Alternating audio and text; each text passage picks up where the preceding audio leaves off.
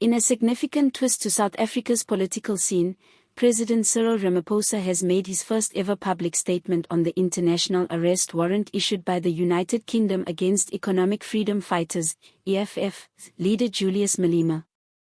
Addressing the union buildings in Pretoria during a joint press briefing with visiting European Union leaders, Ramaphosa confirmed that his office had been fully briefed by the Department of International Relations and Cooperation, DIRCO, and the South African Police Service, SAPS, on the UK's legal application. "We are aware of the arrest warrant issued by British authorities for Mr. Julius Malema," the president announced. As a constitutional democracy that functions under the rule of law, South Africa will utilize the proper legal and diplomatic avenues. No one is above the law, not in South Africa and not anywhere else.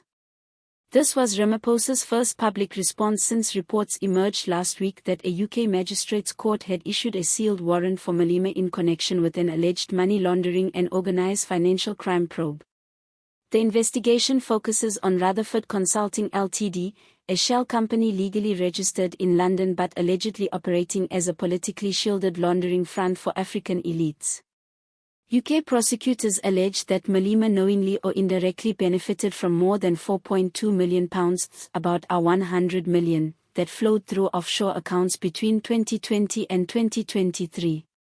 The funds, purportedly disguised as consulting fees for Pan-African land reform projects, were allegedly funneled into crypto wallets, luxury European property, and unlawful retainers.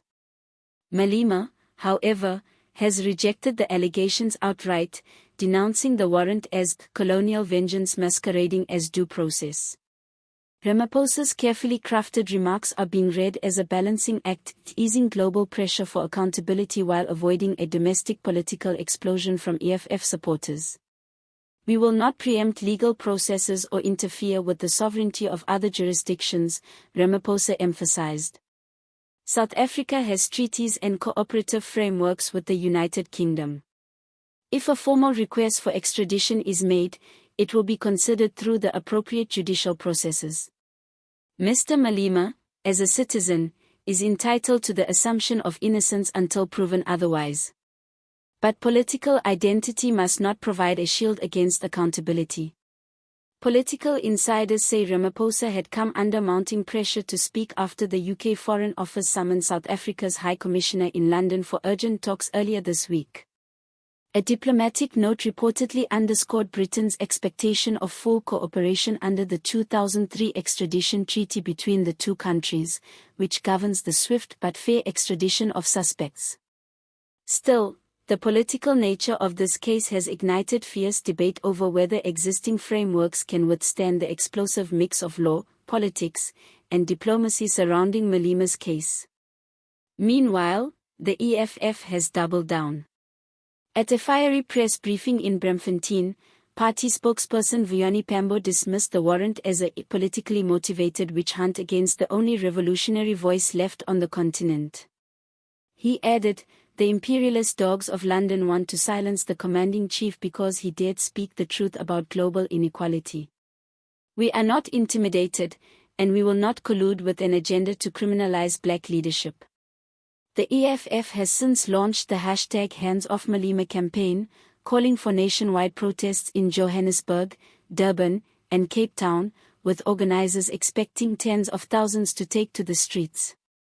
Security analysts warn that such demonstrations could further destabilize cities already grappling with economic hardship and social unrest, raising fears of violent clashes between protesters and police. Malema is said to be in South Africa and has cancelled all foreign trips, including a keynote address at the Pan-African Youth Forum in Accra, Ghana. His abrupt withdrawal from international travel has fueled speculation over the gravity of the UK warrant and its potential consequences. Observers note that the timing of the leak, mere weeks before a crucial national election cycle, appears deliberate, feeding conspiracy theories and deepening mistrust among political constituencies.